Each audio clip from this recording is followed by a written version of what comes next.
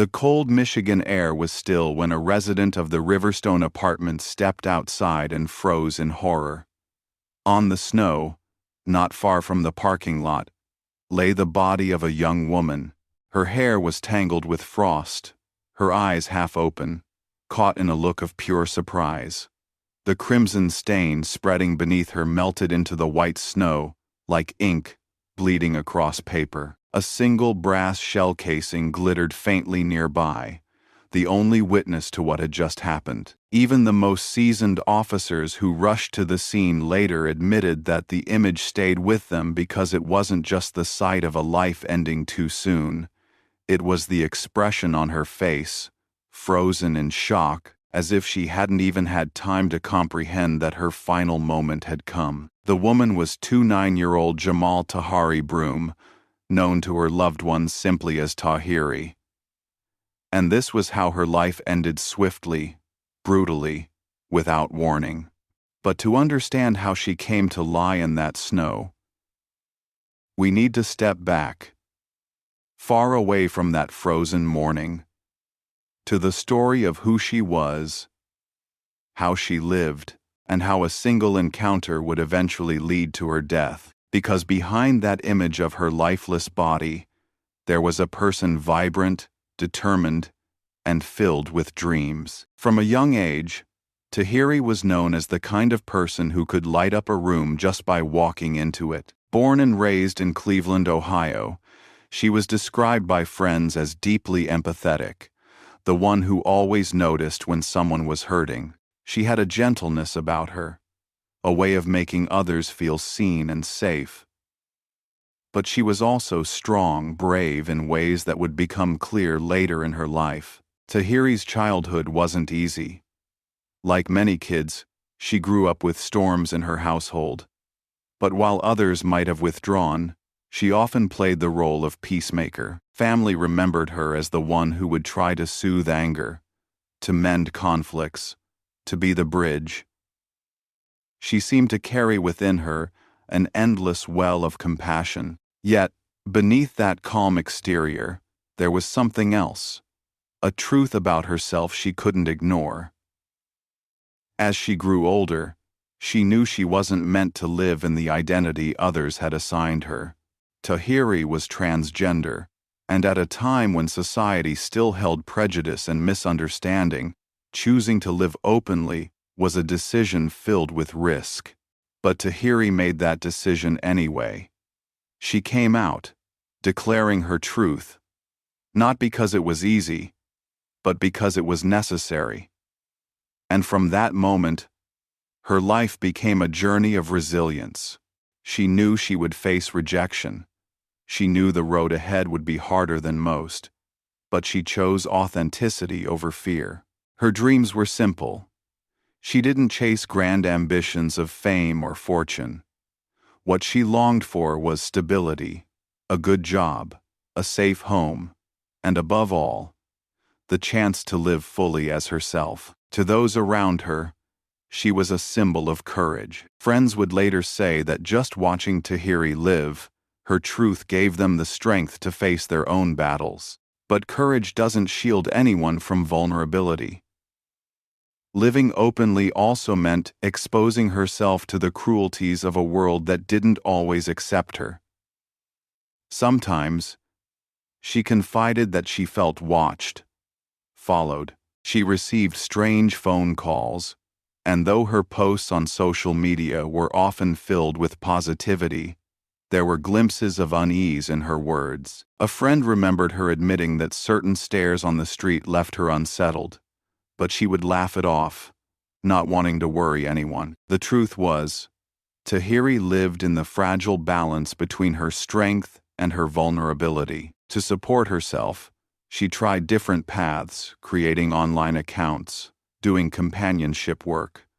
None of it diminished her dignity in the eyes of those who loved her. To them, she was someone extraordinary, someone who dared to live authentically in a world that often punished difference. Then came the 9th of February, 2025.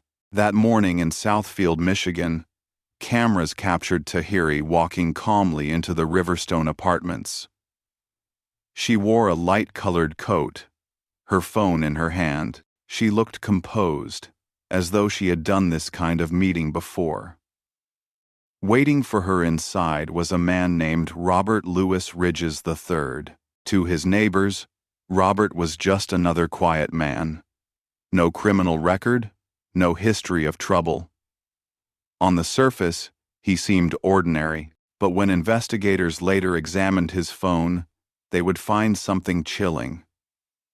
On that very morning, Robert had contacted more than 30 women, many of them transgender, before arranging to meet Tahiri. This raises a disturbing question. Was Tahiri's death a matter of chance, or was she deliberately targeted? What we know for certain is that only minutes after she entered the building, a loud sound echoed through the complex. A neighbor thought it was wood snapping. Another saw a man rushing out, stiff, hurried, but not panicked. Moments later, Tahiri's own Chevrolet Equinox sped away from the lot. The driver wasn't her, and soon after, Tahiri's body was found in the snow. The shock rippled through her family, her friends, and the entire community. For them, she wasn't just another case file.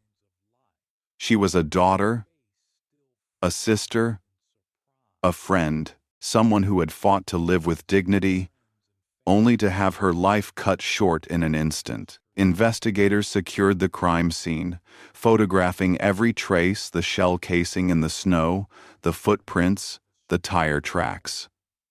There were no signs of a struggle, no wounds on her hands or arms. The attack had been quick, almost surgical, leaving her no chance to defend herself. It was as if the decision to end her life had been made in a split second, or perhaps much earlier. In the mind of the man who had lured her into that apartment, the questions that linger are as haunting as the image of her body in the snow. Was this a crime of passion, the result of a sudden discovery and rage? Or was it something darker, a targeted act fueled by prejudice against who Tahiri was? And most importantly, could it have been prevented? That's where we begin, with the final morning of Tahiri's life, the frozen parking lot, and the unanswered questions that still echo in the silence of the Riverstone apartments. Because what happened inside that apartment in those brief minutes remains a mystery we need to untangle. And trust me, there's a lot more to this story that will leave you speechless. If you find it worth listening to, don't forget to subscribe so you don't miss the next part.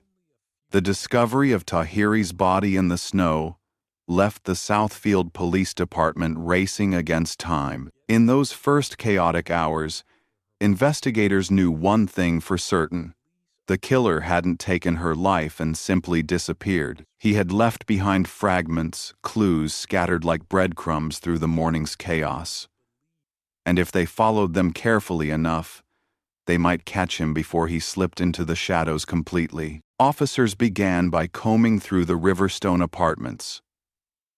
They canvassed every unit, knocking on doors, asking questions. Neighbors recalled the sound, a sharp crack that cut through the air just after 7:30 a.m.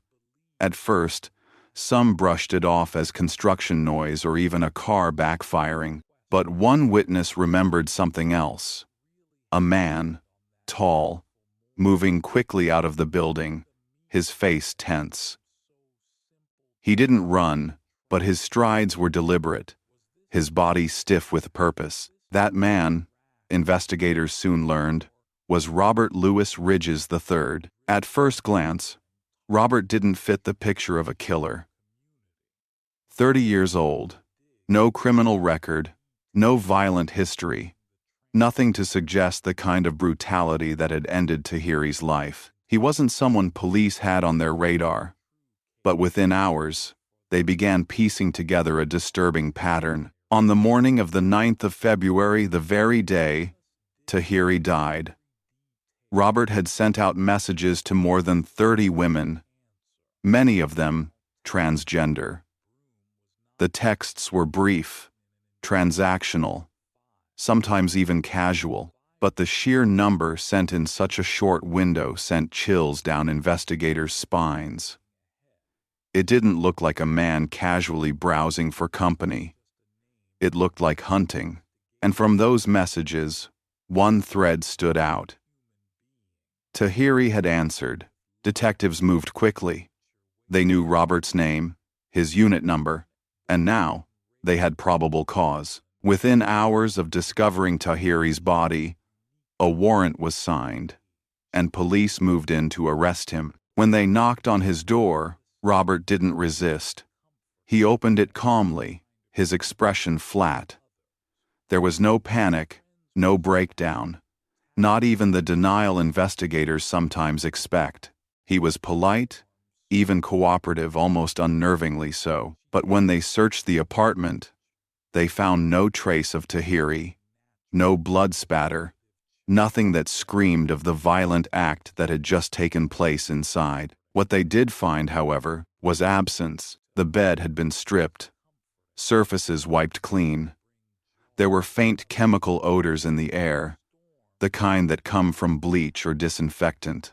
It was as though Robert had tried to erase not just the crime, but any sign that Tahiri had ever been there at all. But erasure leaves its own kind of evidence. Investigators turned to surveillance footage. Cameras from the Riverstone complex showed Tahiri walking calmly into the building that morning, her coat buttoned, her phone in hand. She never walked out. Minutes later, Robert could be seen leaving his unit, carrying something tucked beneath his jacket. Then, in a chilling sequence, cameras caught him approaching Tahiri's Chevrolet Equinox. He got inside. He drove away. To police, it was damning. Not only had Robert been the last person to see Tahiri alive, he had driven off in her car. The SUV would later be discovered abandoned blocks away, its interior bearing traces of her presence. This raised a terrifying possibility. Had Robert planned this all along? As word of his arrest spread, the community watched in stunned silence. To them, Tahiri's death wasn't just another tragedy, it was part of a disturbing pattern. Too many transgender women, especially women of color, had been killed in recent years. And now, another name was added to the list. Activists began gathering, demanding justice, holding vigils for Tahiri. They spoke of her kindness, her courage, her determination to live authentically in a world that too often turned its back on people like her. But amid the grief, whispers began to swirl. Who was Robert really? Was he motivated by hatred, by panic, or by something even darker? Police dug deeper into his background. Born and raised in Michigan, Robert had lived a fairly quiet life. He wasn't wealthy, but he wasn't struggling. He had no history of violence against women, no arrests for assault. Yet, in his phone records, investigators uncovered a troubling pattern. For months, he had been reaching out to transgender women, setting up meetings, canceling them, trying again. There was almost an obsession in the frequency of his attempts. It wasn't casual, it was compulsive. And now, Tahiri had been the one to answer on the wrong morning. Forensic experts examined the shell casing found near Tahiri's body. It matched a handgun Robert legally owned.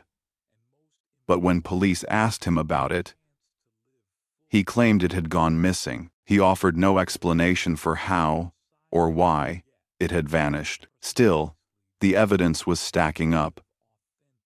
The messages, the surveillance footage, the stolen vehicle, the shell casing. Piece by piece, the picture became clear. But then came the detail that unsettled even seasoned investigators. In the moments before her death, Tahiri had sent out a quick message on her phone. It wasn't long, just a few words, but it suggested she wasn't entirely at ease in that apartment. The message stopped abruptly, leaving detectives to wonder. Had she sensed the danger before it struck? Had she tried to reach for help, only for the moment to come too fast? No one could say for certain. What remained was the silence. The kind of silence that hangs heavy after violence, when the echoes of what happened seem louder than the event itself. Robert was booked into Oakland County Jail on charges of second-degree murder, along with gun and vehicle offenses. But even as his mugshot spread across the news, his face calm and unreadable, the real questions remained unanswered. Why Tahiri?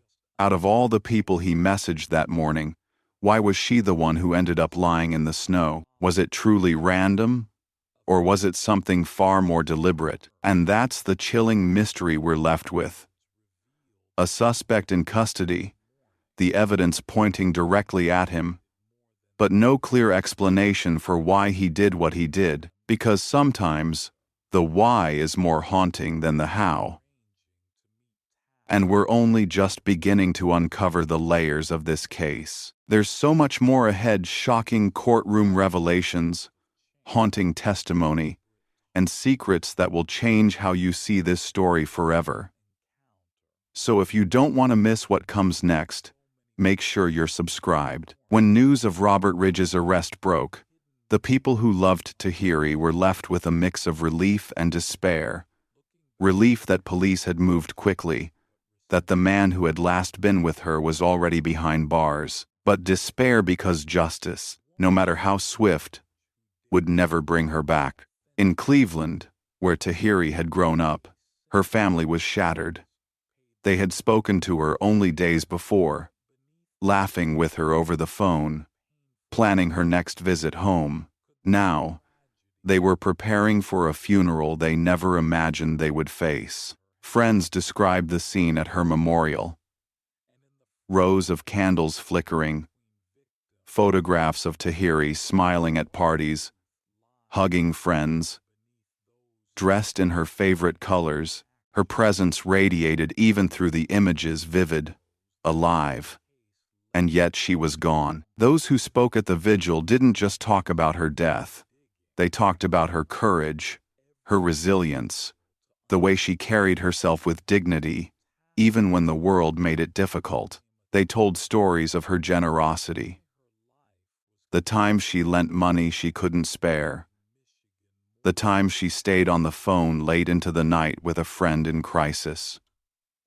For those who knew her, Tahiri wasn't just a victim, she was a fighter. But alongside the grief, there was outrage. Activists and community leaders began to speak out, calling Tahiri's death part of a much larger epidemic. Across the country, transgender women, particularly Black transgender women, were being killed at alarming rates. Many of those cases went unsolved, brushed aside, forgotten by headlines after just a few days. Tahiri's story felt painfully familiar. A young woman, living openly, trying to find her place in the world, only to have her life cut short in an act of sudden, senseless violence. Her name was now another added to a list that should never have existed. At vigils, signs were held high. Justice for Tahiri. Protect Black trans women. No more silence. The anger and the chants was palpable, but so was the heartbreak. Because for so many in the crowd, this wasn't just about one life, it was about their own safety, their own fears of being next. One speaker said it plainly: Tahiri could have been any of us. Meanwhile, investigators were digging deeper into Robert Ridge's past. They knew the community wanted answers, wanted to understand what kind of man could lure a woman to his apartment and end her life in such a cold, calculated way. But the more they looked, the more unsettling the picture became. Robert wasn't someone with a long criminal record or a reputation for violence. In fact, most people who knew him described him as quiet, even introverted. He worked, paid his bills, kept to himself. There was no obvious sign of hatred, no history of fights, no outbursts of aggression, and yet, his phone records painted a different story. The sheer volume of his messages to transgender women wasn't casual. It was obsessive. It was as if he had been living a double life. On the surface, an ordinary man, but beneath, a compulsion that consumed him. Psychologists later suggested a troubling possibility. Perhaps Robert's actions stemmed from deep internal conflict, a mix of desire and shame.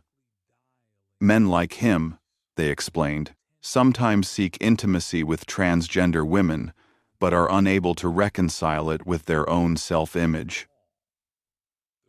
That inner turmoil can twist into anger, and in the worst cases, into violence. Was that what happened in Robert's apartment? Did a moment of intimacy spiral into rage the instant reality collided with his denial? No one could say for sure.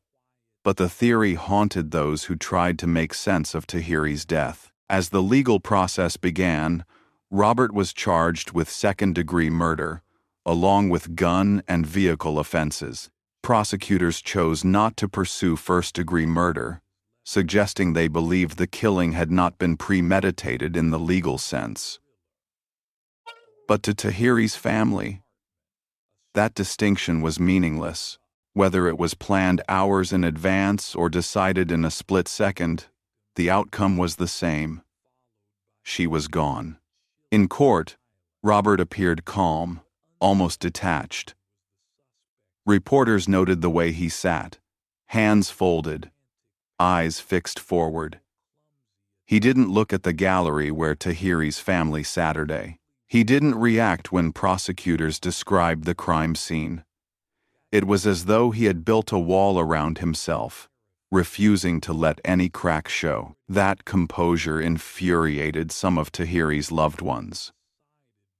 To them, it looked like indifference, like he didn't grasp the gravity of what he had done.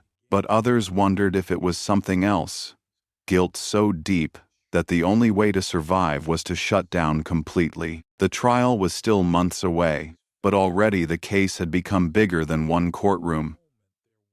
Media outlets picked up the story, not just because of the crime, but because of what it represented. Headlines framed it as part of the ongoing violence against transgender people, sparking debates about safety, stigma, and justice. Yet amid the noise, the core of the story was still heartbreakingly simple. A woman had walked into an apartment, expecting to leave again. She never did. Her family wanted answers, but more than that, they wanted people to remember her as more than a victim. They wanted the world to know about Tahiri's laugh, her kindness, her stubborn determination. They wanted her humanity to shine brighter than the circumstances of her death, because the truth was, Tahiri had lived her life bravely. And in the end, that courage was what made her loss so devastating. But even as her story spread, the central mystery remained. Why had Robert done it? Was it truly a crime of passion, a split-second explosion of fear or anger, or was there something darker, more intentional, beneath the surface? The prosecution would soon begin building their case. But behind the closed doors of Robert's mind, only he knew the truth. And sometimes, the most frightening part of a story isn't the crime itself. It's the silence of the person who committed it. We've only scratched the surface of what would come next. The evidence, the trial, and the haunting details that emerged in court will leave you questioning everything you thought you knew about this case. So, if you want to know how deep this story goes, don't forget to subscribe because the next part will take you straight into the courtroom. The courtroom was silent when Robert Louis Ridges III was led inside. His wrists cuffed, his face unreadable. For months, the community had waited for this moment. The chance to hear the evidence laid bare. to see justice move forward for Tahiri. Her family sat together in the gallery, clutching tissues, photographs, and each other's hands. Every movement Robert made, every glance, was met with eyes that burned with both grief and anger. The prosecution wasted no time in building its case. They began with the morning of the 9th of February, 2025, the last day of Tahiri's life. They showed the jury surveillance footage from the Riverstone apartments. The screen flickered with the grainy image of Tahiri walking into the building, her coat buttoned against the cold. The jurors watched as she disappeared through the door. Minutes later, another figure appeared. Robert. The camera captured him leaving his unit, his body rigid, something tucked beneath his jacket. And then, in a sequence that made Tahiri's mother cover her face, Robert was seen sliding into her Chevrolet Equinox and driving away. "This is not the behavior of an innocent man," the prosecutor said firmly. "This is the behavior of someone who knows exactly what he's done." But the footage was only the beginning. Next came the forensic evidence. Investigators had recovered a single brass shell casing from the snow where Tahiri's body was found. That casing matched the caliber of a firearm Robert legally owned. The problem? That gun had mysteriously vanished. "Mr. Ridges wants you to believe that his weapon just disappeared," the prosecutor continued. "But the truth is, it didn't disappear. It was used." Then came the phone records. Prosecutors revealed the chilling detail that Robert had messaged more than 30 women that morning, many of them transgender. They described the barrage of texts, one after another, as though he were casting a net. To the jury, the implication was clear. Tahiri wasn't simply a random encounter. She was one of many women he had been seeking out that day, and when she answered, she paid the ultimate price. But perhaps the most haunting moment came when prosecutors shared the final message from Tahiri's phone. It was brief, just a few words sent to a friend. "Not sure. Something feels off." The message stopped there. She never sent another. To the jury, it painted a chilling picture. Tahiri had sensed something was wrong. But whatever happened next happened too fast. The defense, however, pushed back. They argued that this was not a case of premeditated murder, but of confusion and panic. Their narrative suggested that Robert had been overwhelmed in the moment, perhaps triggered by internal shame or fear. They painted him as a man without a violent past, someone who had made a catastrophic mistake but was not the monster the prosecution portrayed. "He is not a hunter," the defense attorney insisted. "He is a man. A flawed man. Yes, but a man who panicked in a moment of weakness." It was a plea for empathy, or at least leniency. But for many in the courtroom, it rang hollow. Tahiri's family took the stand. Her mother's voice trembled as she described her daughter's laughter, her resilience, her courage in living openly as herself. Her brother spoke of her generosity, the way she would give her last dollar to help someone else. Friends testified about the fear Tahiri sometimes carried, the unease she felt when meeting strangers, but pushed through anyway, determined not to let fear define her life. She wanted to live, her best friend said through tears. She wanted love, happiness, everything we all want. She didn't deserve this. Their words weren't evidence in the legal sense, but they were reminders of the human cost behind the case file.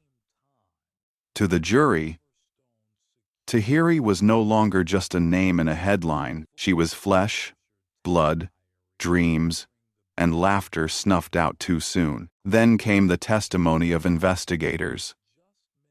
They described entering Robert's apartment, finding the stripped bed, The smell of bleach, the surfaces wiped clean.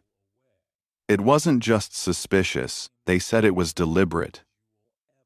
The actions of someone who knew exactly what he was trying to hide.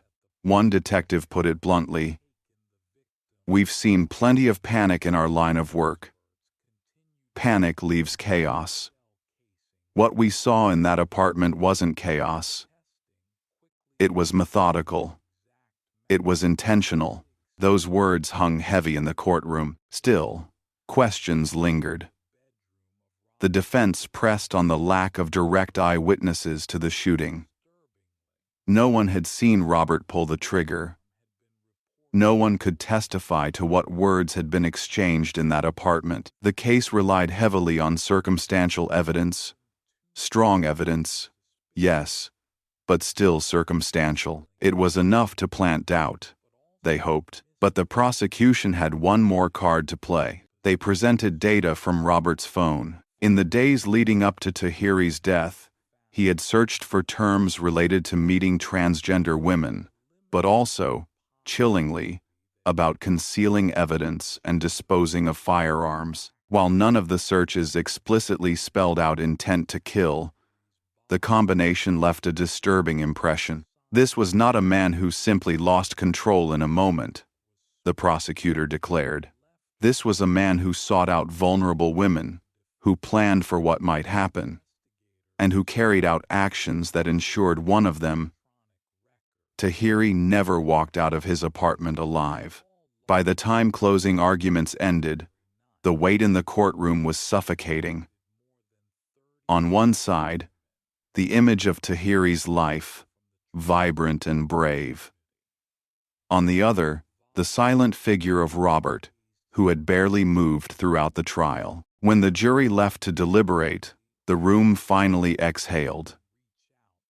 Hours passed. Then a day. Then another. The tension grew unbearable. Families sat in restless silence, waiting for the words that would define whether justice, in some form, had been achieved. And when the jury finally returned, the world seemed to hold its breath. But what would their verdict be? Would Robert be held fully accountable for the death of Tahiri Broom? Or would the shadows of doubt give him room to walk away with less than what her family believed he deserved? That answer would change everything, and we'll uncover it in the next part. Because the verdict, and what followed after, will shock you. So if you don't want to miss it, don't forget to subscribe. There's more to this story than you think. The jury filed back into the courtroom with solemn faces, the weight of their decision visible in every slow step. Tahiri's mother gripped her son's hand so tightly that his knuckles turned white. Across the aisle, Robert Louis Ridges III sat motionless, his eyes fixed on the table in front of him. The room held its breath. The foreperson stood, a folded slip of paper in hand. "We, the jury, find the defendant." Silence pressed down like a heavy blanket. "Guilty of second-degree murder." Gasps rippled through the courtroom. For Tahiri's family, it was a bittersweet moment. Justice, at least in part, had been served. Yet no verdict could return their daughter, their sister, their friend. Robert did not flinch. He remained still, his expression unreadable, as though the words had bounced off him. For some, that coldness made the verdict feel even heavier. The prosecution had pushed for first-degree murder, arguing that Robert's actions were deliberate and premeditated. But the jury, cautious of the circumstantial nature of the evidence, stopped short of that conclusion. Instead, they chose second degree, an intentional act without clear proof of prior planning. It meant Robert faced decades in prison. Still, to the Broom family, there was the sting of what felt unfinished. "I wanted them to say first degree," Tahiri's mother whispered through tears. "Because that's what it was to me. He planned this. He knew what he was doing. Sentencing followed weeks later. The courtroom was once again filled. Reporters, activists, community members, all waiting to hear how long Robert would spend behind bars. The judge's voice was steady, deliberate. He reviewed the chain of evidence, acknowledged the jury's careful consideration, and then delivered the sentence. A minimum of 40 years in prison, with the possibility of parole afterward. The room erupted with emotion. Some cried out in relief, others in anger. Tahiri's mother broke down, her sobs echoing against the wooden benches. Robert once again sat like stone, neither remorseful nor defiant, just empty. The judge's final words lingered. This court acknowledges not only the loss of life, but the pain inflicted on a community. Let this sentence stand as recognition that justice must extend beyond one individual. It must serve as a message. For many, though, that message was complicated. The case had exposed more than just a single act of violence. It had pulled back the curtain on the vulnerability of transgender women, especially women of color, who often lived at the intersection of prejudice and invisibility. Activists who had followed the trial spoke outside the courthouse. "This isn't just about Tahiri," one said firmly. "This is about every trans woman who wonders if she'll make it home safe. This is about the silence society carries until tragedy forces us to listen." Those words resonated far beyond Southfield, Michigan. Across the country, communities watched the case and recognized in it the same patterns they'd seen before: lives cut short, explanations clouded by bias, justice slowed by hesitation to name hatred for what it was. Inside her family's home, Tahiri's bedroom remained untouched. Her clothes still hung neatly in the closet, her perfume still sat on the dresser. Her mother would sometimes sit on the edge of her bed, tracing her hand across the quilt Tahiri had once wrapped herself in, whispering words into the still air. "She was my light," she said quietly in an interview. "She was my baby. And now I wake up every morning, and it's dark." Her brother, too, struggled with the loss. He admitted to feeling rage not only at Robert, but at the world that made Tahiri's life harder at every step. "She fought so hard just to exist," he said. "And in the end, that's what they took from her, the right to exist." Yet even in grief, the family tried to honor Tahiri's memory. They organized candlelight vigils, spoke at rallies, and shared her story with anyone willing to listen. Her name became a banner, a symbol of resilience and the demand for safety. Friends recalled her laughter, her way of making everyone feel seen. At one vigil, a childhood friend held a candle and said through tears, "She wasn't perfect. None of us are. But she was real. She was kind. And that should have been enough for this world to love her." Robert, meanwhile, was transferred to state prison. Behind those walls, he became just another inmate, numbered, processed, forgotten by most. Yet outside, his name remained tied forever to the life he had taken. Some asked if prison time could truly deliver justice. Would 40 years undo the fear Tahiri felt in her final moments? Would it erase the image of her lying in the snow, her life drained away in silence? The answer was clear. It could not. Justice, in this case, was not restoration.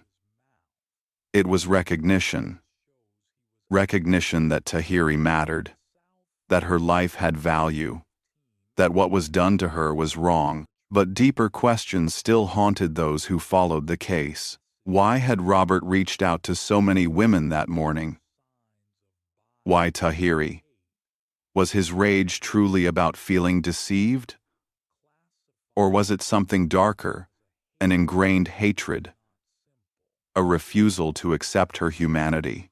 The court had delivered its verdict, but the truth of his motive? That was something no gavel could pin down. And so, even with the trial over and Robert sentenced, the story was far from finished. Because the most difficult questions weren't about evidence or charges, they were about the human heart, about bias, fear, and the cost of living authentically in a world still learning to accept difference. The case of Tahiri Broome did not end at the courthouse doors. It lingered in living rooms, in news headlines, in late-night conversations. It forced communities to ask, how many more? How many lives must be lost before the world truly listens? And in that question lies the bridge to the next part of our story. Because what happened after Robert's sentencing, and how Tahiri's name lived on, reveals a legacy far greater than one man's violence. So stay with me.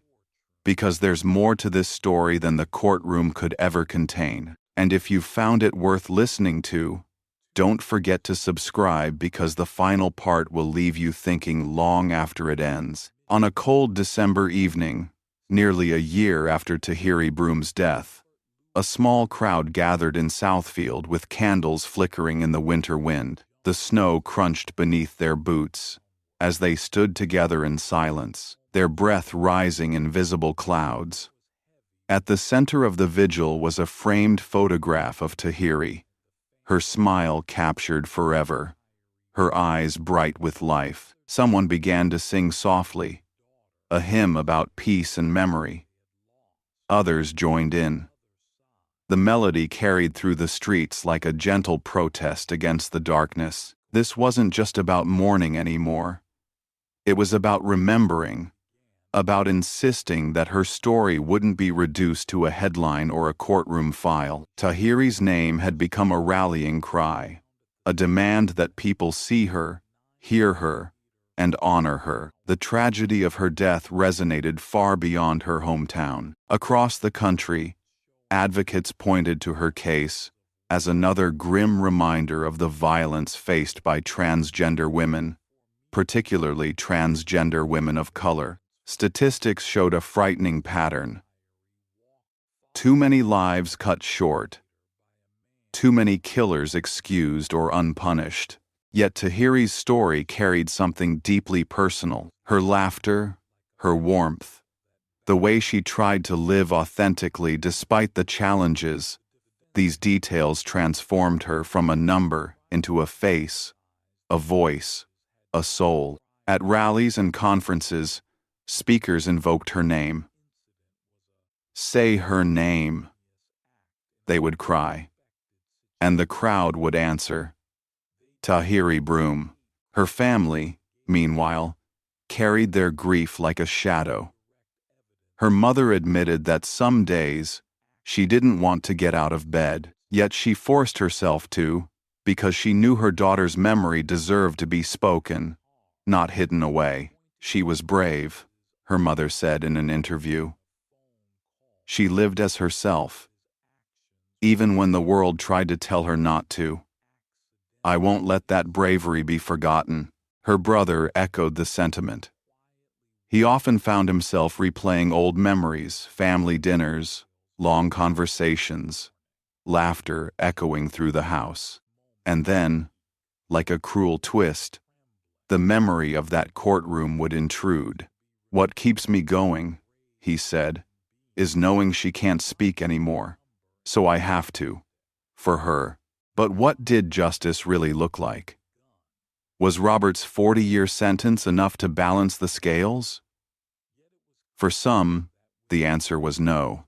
They argued that society's justice system often failed to protect people like Tahiri long before tragedy struck. Friends remembered her struggles, times when she was denied jobs, stared at in public, misgendered, dismissed. Violence didn't begin with the act that ended her life, they said. It began with the daily indignities she faced simply for existing. That reality haunted activists who spoke her name. "If we only talk about the night she died," one said, "we miss the bigger truth. Her death wasn't an isolated act of hate. It was the outcome of years of silence, ignorance, and prejudice. Yet there was another side to her legacy: hope."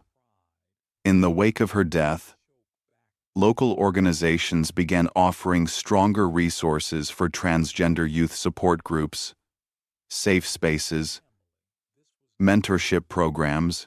Schools and community centers started hosting discussions about gender identity, not as abstract issues but as lived realities tied to lives like Tahiri's. Her story, though tragic, sparked change. It forced conversations that some would have preferred to avoid. It made people uncomfortable, and that discomfort was necessary. "Her death broke something open," one advocate said. "And from that break, light is coming through."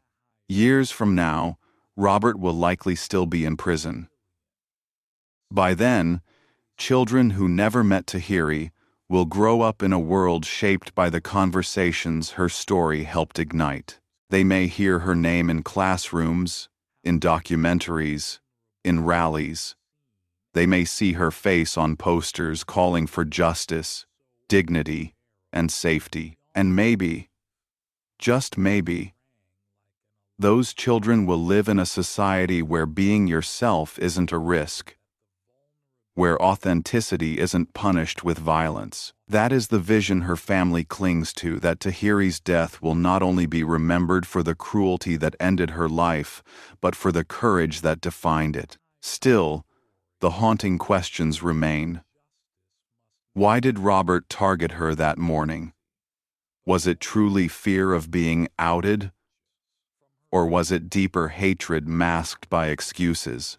Why had he reached out to multiple women, as if searching for someone to hurt? The jury had delivered its verdict. The judge had delivered the sentence. But those questions, those shadows, still lingered. And beyond Robert, there is the question that lingers over all of us. What role does society play in tragedies like this? How many warnings go unheeded? How many lives slip away because we refuse to face the reality of transphobia head-on? Tahiri's name demands we wrestle with those questions, even when the answers are painful. The night of the vigil, as candles burned low and the crowd began to disperse, her mother stayed behind for a moment longer. She looked at her daughter's photo, at the snowflakes falling softly around it, and whispered words only the wind carried away. "Rest now, baby," she said. "We'll keep saying your name." And in that quiet, her promise became more than a mother's vow. It became a declaration to the world that Tahiri Broome would not be erased, that her story, tragic, painful, and unfinished, would continue to echo, reminding us all of what it means to live, to lose, and to fight for a better tomorrow. Her case may be closed in the eyes of the law, but for the rest of us, it remains open. It remains a mirror, forcing us to look at who we are, who we include, and who we exclude. And maybe the hardest question of all is this: what will we do with Tahiri's name? Will we let it fade into silence? Or will we let it change us?